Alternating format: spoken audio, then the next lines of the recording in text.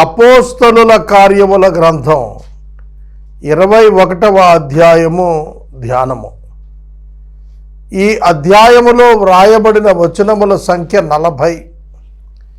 ఈ 40 వచనాలలోనూ చెప్పబడినటువంటి వృత్తాంతం ఏమిటంటే, పరిశుద్ధుడైన పౌలు గారు తన ప్రయాణాన్ని కొనసాగిస్తూ మిలేతు అనేటువంటి పట్టణం నుండి బయలుదేరి తూరు ప్రాంతానికి, సిరియాలో ఉన్న తూరుకు వచ్చారు.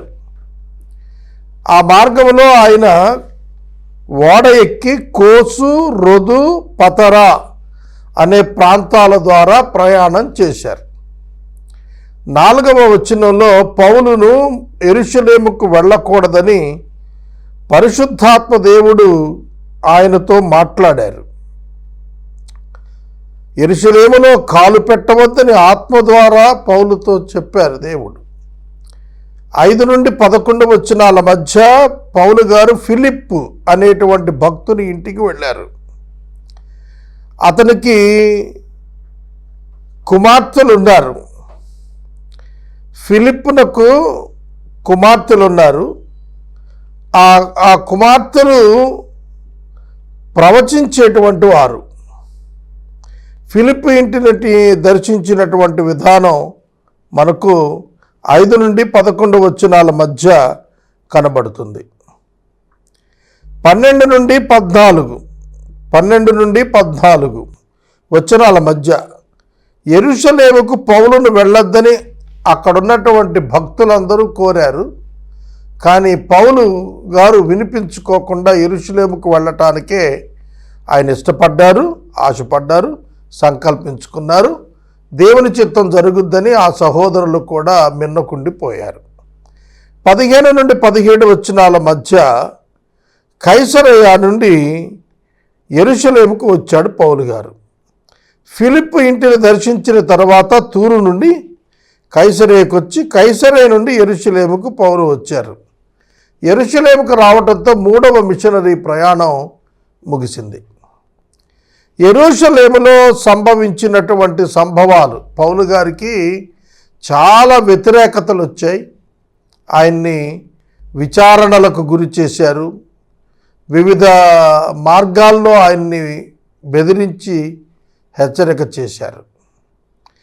మీకు ఒక మాటలో చెప్పాలంటే 21వ అధ్యాయం 18వ వచనం మొదలుకొని 26వ అధ్యాయం 31వ వచనం చివరి వచనం వరకు కూడా యెరూషలేములో సంభవించిన సంఘటనలే ఉన్నాయి. మనం 21వ అధ్యాయం 3వ మిషనరీ ప్రయాణం ముగింపు తరువాత పౌలు గారు యెరూషలేములో రోమాకు వెళ్ళక పూర్వం 26వ అధ్యాయం ముగింపు వరకు చాలా రకాలైన కష్టాలు అనుభవించాడు, విచారణలు ఎదుర్కొన్నాడు. వాటి వివరాలన్నీ కనిపిస్తాయి. 21వ అధ్యాయం 18 నుండి 40 వచనాల మధ్య యెరూషలేములో అతనికి సంభవించినటువంటి కొన్ని విశేషాలు మనకు కనబడతాయి. యెరూషలేమునకు పౌలు వచ్చిన తరువాత అతడు యెరూషలేములో ఉన్నటువంటి సంఘ పెద్దలను కలుసుకున్నాడు. అక్కడనే యాకోబు పత్రిక వ్రాసిన యాకోబును దర్శించాడు. పౌలు అన్యజనులలో దేవుడు చేసిన కార్యాలను యాకోబుతో పంచుకున్నాడు. 18, 19 వచనాలు దీన్ని సాక్ష్యమిస్తున్నాయి. 20 నుండి 24 వచనాల మధ్య యాకోబు మరియు సంఘ పెద్దలు పౌలుకు ఒక సలహా ఇచ్చారు, సూచన ఇచ్చారు. యూదా క్రైస్తవులు చాలా ఎక్కువగా ఈ స్థలాల్లో ఉన్నారు కనుక కొన్ని విషయాలు అవలంబించడంలో జ్ఞానయుక్తంగా నడుచుకో అని చెప్పారు. 25వ వచనం, విశ్వసించిన అన్యజనులు ఆచరించాల్సిన విధులు చెప్పబడ్డాయి. 26, 27 వచనాలు, పౌలు పెద్దలు మరియు యాకోబు చెప్పిన మాట చొప్పున చేయుట కనబడింది. ఇది మనకు కొరింథీ మొదటి పత్రిక 9వ అధ్యాయం 19 నుండి 23 వచనాల మధ్య ఏవైతే చేశారో అదే విధానంలో పౌలు గారు అపోస్తలుల కార్యముల గ్రంథము 21వ అధ్యాయము 26, 27 వచనాలలో అతడు కొందరు మనుషులను వెంటబెట్టుకుని పోయి శుద్ధి చేసుకుని దేవాలయంలో వారి నిమిత్తం కానుకలు అర్పించి శుద్ధ దినాలు నెరవేరుస్తాడని తెలిపాడు. 7 దినాలు అతడు దేవాలయంలో ఆసియా నుండి వచ్చినటువంటి యూదులు అతన్ని చూచి సమూహం అంతటిని కలవరపరిచి అతనిని బలవంతముగా పట్టుకుని ఇశ్రాయేలీయులారా సహాయం చేయరండి అని అక్కడ ఉన్నటువంటి గుంపును వారు ప్రేరేపించారు. ఇది మనకు 27-28 వచనాలు కనబడుతుంది. 28 నుండి 32 వచనాల మధ్య పౌలును యూదులు కొడుతుంటే అక్కడ ఉన్నటువంటి గవర్నమెంట్ అఫీషియల్ సైన్యములో ఉన్నటువంటి ఒక అన్యుడు శతాధిపతి అతనిని విడిపించాడు. 33 నుండి 36 వచనాలు పౌలును బంధించి సంకెళ్లతో కోటలోకి తీసుకెళ్లారు. యూదులు పౌలును చంపమని కేకలు వేశారు. 37 నుండి 40 వరకు ప్రజలతో మాట్లాడతానని పౌలు డిమాండ్ చేశాడు. హెబ్రీ భాషలో అతను మాట్లాడాడు. రోమా పౌరుని అని డిక్లేర్ చేశాడు. అక్కడ వారంతా కూడా ఆశ్చర్యపడ్డారు. అతని యొక్క ప్రసంగం 22వ అధ్యాయంలో కనిపిస్తుంది. ఒకటి గుర్తుపెట్టుకోండి, ఈ అధ్యాయాలు చెబుతున్నప్పుడు పౌలు గారు యెరూషలేం పట్టణంలో 3వ మిషనరీ ప్రయాణం తర్వాత రోమాకెళ్ళక ముందు జరిగిన సంఘటనలన్నీ కూడా 21:18 నుండి 26 అధ్యాయం ముగింపు వరకు కనబడతాయి. ఇది మీ మనసులో ఫిక్స్డ్గా ఉండాలి. ఇక 21వ అధ్యాయం మనం వరుసగా ధ్యానము చేద్దాము. మేము వారిని విడిచిపెట్టి 20వ అధ్యాయం చివరిలో పౌలు గారితో ఉన్నటువంటి బృందాన్ని విడిచిపెట్టారు. ఈ యొక్క పౌలు గారితో ఆయన శిష్య బృందం కంటిన్యూ అవుతున్నారు. విడిచిపెట్టి ఓడ ఎక్కి తిన్నగా కోచుకు వెళ్ళారు. మరునాడు రొదుకు వెళ్ళారు. పతరకు వచ్చారు. ఫినేకేకి వెళ్ళబోతున్న ఓడ ఎక్కి బయలుదేరి కుప్రకు ఎదురుగా వచ్చి ఎడమ తట్టును విడిచి సిరియా వైపు వెళ్ళి తూరులో దిగారు. అక్కడ ఓడ సరుకు ఎగుమతి దిగుమతులు ఉన్నాయి కనుక ఆ 7 రోజులు దానికి సమయం పడుతుంది కనుక ఆ 7 రోజులు అక్కడనే ఉండి శిష్యులను కనుగొని వారితో మాట్లాడటం ప్రారంభించారు. వారు యెరూషలేములో కాలు పెట్టవద్దని ఆత్మ ద్వారా పౌలుతో చెప్పారు. పరిశుద్ధాత్మ ద్వారా ప్రవచనాలు వచ్చాయి. అక్కడ ఉన్నటువంటి మిత్రులు ప్రవచించారు. ఆ 7 దినాల్లో ఎవరితో అయినా పౌలు ఉన్నారో వారు ప్రవచించారు, వెళ్ళొద్దని చెప్పి సూచించారు. ఆ దినాలు అయిపోయిన తర్వాత 7 రోజుల తర్వాత ప్రయాణమై మరలా బయలుదేరితే భార్యలతో పిల్లలతో వారందరూ పట్టణం వెలుపరి వరకు వచ్చి పౌలు గారిని సాగనంపారు. వారు మేమును సముద్రపు తీరమున మోకాళ్ళుని ప్రార్థన చేసి ఒకరి దగ్గర ఒకరు సెలవు పుచ్చుకున్నాం. ఇది సన్నివేశం బాగుంది. పౌలు గారు ముందుకు కొనసాగుతున్నారు. పౌలు గారు యెరూషలేముకు వెళ్ళటం కొరకు ఆయన తూరు నుండి ఆయన బయలుదేరి కైసరయ వైపు వెళుతున్నాడు. తొలెమాయి మీదుగా కైసర వైపు వెళ్ళటానికి ఆయన సిద్ధంగా ఉన్నప్పుడు అక్కడ ఉన్నటువంటి వారి కుటుంబాలన్నీ వచ్చి ఆ యొక్క ఓడ ప్రాంతంలో ఓడ నౌక ప్రాంతంలో అతడు ఓడ ఎక్కే సందర్భంలో మోకాళ్ళుని ఒకరికొరకొకరు ప్రార్థన చేసుకున్నారు. ప్రతి క్రైస్తవుడు కూడా ప్రతి సందర్భాన కూడా ప్రార్థించడం నేర్చుకోవాలి.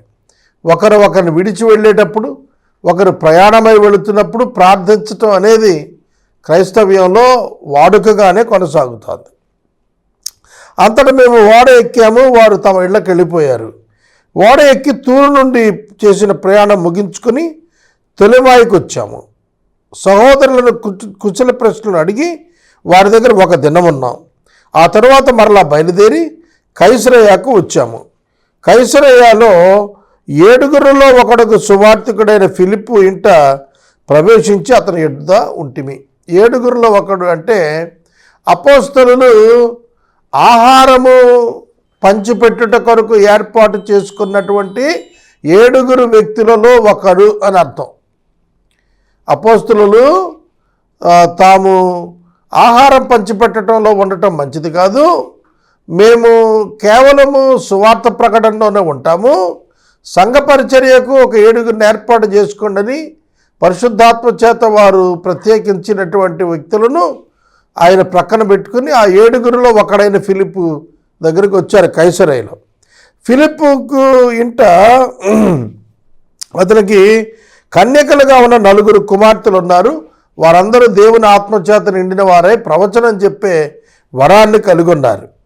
మేము అక్కడ అనేక దినాలు ఉండగా అగబు అని ఒక ప్రవక్త యూదయ నుండి వచ్చాడు. అతడు అన్నాడు, పౌలు నడికట్టు తీసుకుని తన చేతులకు కాళ్ళకు కట్టుకొని, యెరూషలేములో యూదులు ఈ నడికట్టు గల మనుషుని బంధించి అన్యజనుల చేతికి అప్పగిస్తారని పరిశుద్ధాత్మ చెబుతున్నాడు అనే ఒక ప్రవచనం ఇచ్చాడు. ఆ రోజున పరిశుద్ధాత్మ దేవుడు జరగబోతున్నటువంటి సంగతులన్నీ కూడా ప్రవచనాల రూపంగా సంఘంలో వారి క్షేమాభివృద్ధి కొరకు ఇవ్వటం అనేది పరిపాటి. ఆ మాట వినినప్పుడు మేమును అక్కడ వారును యెరూషలేముకి వెళ్ళొద్దని అతన్ని పౌలు గారిని బతిమలాడుకున్నాం. కానీ పౌలు గారు అన్నాడు, ఇదెందుకు మీరు ఏడ్చి నా గుండె బ్రద్దలు చేసేదరేలా? నేనైతే ప్రభువు అయిన యేసు నామం నిమిత్తం యెరూషలేములో బంధించబట్టు మాత్రమే కాక చనిపోవటానికి సిద్ధంగా ఉన్నాను అని చెప్పాడు. పౌలు గారు తన మరణాన్ని గురించి ఎన్నడూ భయపడలేదు. తాను సువార్త ప్రకటన విషయంలో కొనసాగేవాడుగా ఉండాలనుకున్నాడు తప్ప భయపడి ఆగిపోయేవాడుగా ఉండాలని తాను ఎన్నడూ కూడా తలంచుకోలేదు. కానీ సంఘమైతే ప్రవచనం వచ్చింది కనుక ముందుగానే తప్పించుకునే అవకాశం దేవుడు చూయించాడు అనే నమ్మకంతో వాళ్ళు ఆగిపోమన్నారు పౌలు గారిని యెరూషలేముకి వెళ్లకుండా.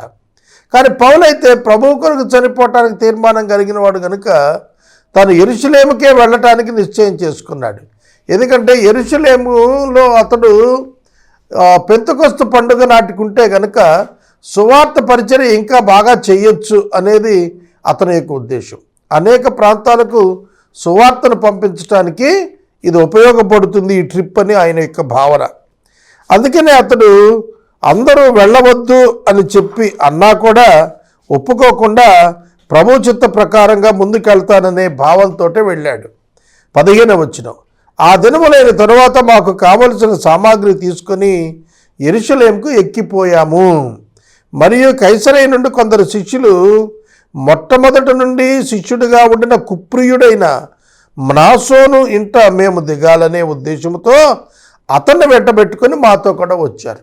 మ్నాసోను అనే వాని ఇల్లు యెరూషలేములో పౌలు గారి కొరకు తెరవాలని వారు సంకల్పించారు. మేము యెరూషలేముకు వచ్చినప్పుడు సహోదరులు మమ్మను సంతోషముగా చేర్చుకొనిరి. యెరూషలేములో సంఘం ఉంది, అంతియోకయలో సంఘం యొక్క క్యాపిటల్ ఉంది, యెరూషలేములో అపోస్టల్స్ ఉన్నారు, అపోస్తలులు ఉన్నారు. యేసుక్రీస్తు ప్రభువు వారి యొక్క సహోదరుడిగా పిలువబడిన యాకోబు సంఘానికి బిషప్గా ఉన్నాడు. వాళ్ళంతా కూడా పౌలు గారిని చాలా సంతోషంతో చేర్చుకున్నారు. ప్రతి క్రైస్తవ సంఘం నేర్చుకోవాలి, ఒక సేవకుడిని మరొక సేవకుడు చేర్చుకోవటం నేర్చుకోవాలి. ఏ విధమైనటువంటి difference of opinions about doctrines ఉండకుండా యేసుక్రీస్తు యొక్క సార్వత్రిక సంఘంలో పనిచేస్తున్న ప్రతి క్రైస్తవ బోధకుడు మరొక బోధకుడిని అంగీకరించేవానిగా స్వీకరించేవానిగా ఉండాలి. మరునాడు పెద్దలందరూ అక్కడికి వచ్చి ఉండగా పౌలు మాతో కూడా యాకోబు దగ్గరికి వచ్చాడు. యాకోబు వారిని కుశల ప్రశ్నలు అడిగారు. తన పరిచర్య వలన దేవుడు అన్యజనులలో జరిగించిన విషయాలన్నీ వివరంగా యాకోబుకు తెలియచెప్పాడు పౌలు గారు. వారు విని దేవుని మహిమపరిచారు. గమనిస్తున్నారా? ఒకరిని ఒకరు కుశల ప్రశ్నలు అడిగి ఒకరి ద్వారా జరిగిన పరిచర్యను బట్టి మరొకరు ఆనందించారు అని రాసింది. ఇది ఈనాటి సేవా పరిచర్యలో కొరవడిన అంశం. ఒకరి పరిచర్యను గురించి ఒకరు కుశల ప్రశ్నలు అడుగుతూ ఒకరి పరిచర్యలో జరిగిన కార్యాల బట్టి మరొకరు దేవుణ్ణి కనపరచడం, ఇది మనం నేర్చుకోవాల్సింది. 20వ వచనం, వారు విని దేవుని మహిమపరిచి అతనిని చూచి, సహోదరుడా, యూదులలో విశ్వాసులైన వారు ఎన్ని వేల మంది ఉన్నారో చూస్తున్నాము కదా. వారందరూ ధర్మశాస్త్రం ముందు ఆసక్తి గలవారు. అన్యజనులలో ఉన్న యూదులు తమ పిల్లలకు సున్నతి చేయకూడదనియు మన ఆచారాల చొప్పున నడవకూడదనియు నీవు చెప్పుట వలన వారందరూ మోషేని విడిచిపెట్టాలని నీవు బోధించుచున్నట్లు వీరు నిన్ను గురించి వర్తమానం విన్నారు. That was the danger.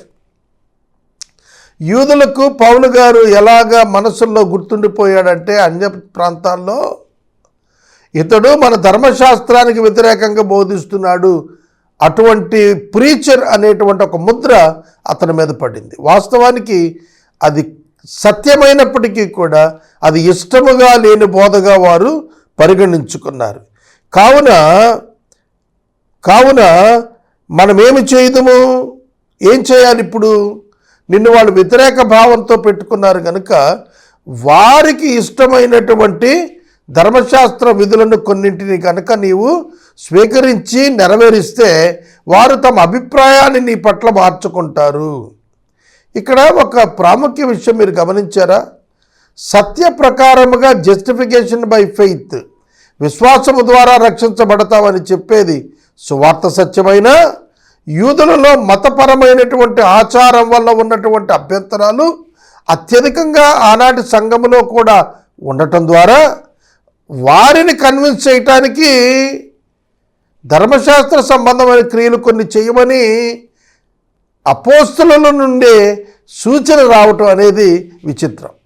అంటే సువార్తకు ఆటంకం కలగకుండా ప్రజలలో ఉన్నటువంటి వ్యతిరేక అభిప్రాయాలను కూడా పరిగణలోనికి తీసుకుని సువార్త ప్రకటనకు ప్రాధాన్యత ఇచ్చేటట్లుగా అడ్జస్ట్ చేసుకుంటూ సువార్తీకరణ చేయమనే సూచన పౌలు గారికి వాళ్ళు చెప్పారు.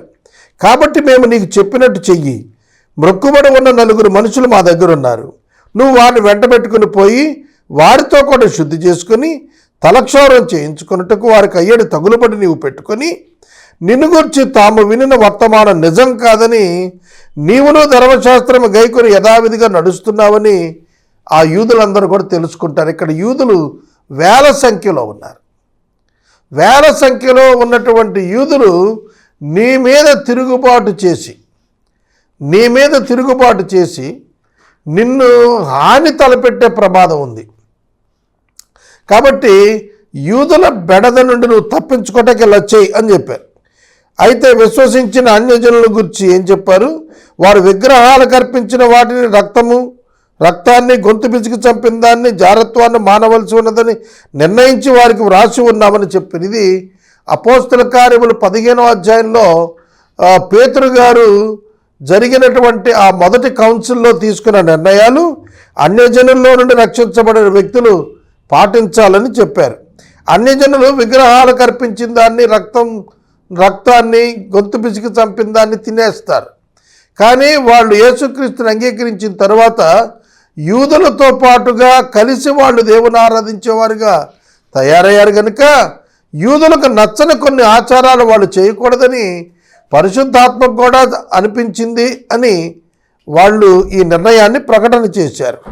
అంతటా పౌలు మరునాడు మనుషులను వెంటబెట్టుకుని పోయి వారితో కూడా శుద్ధి చేసుకుని దేవాలయంలో ప్రవేశించి వారిలో ప్రతివాని కొరకు కానుక అర్పించే వరకు శుద్ధి దినాలు నెరవేరుస్తామని చెప్పాడు.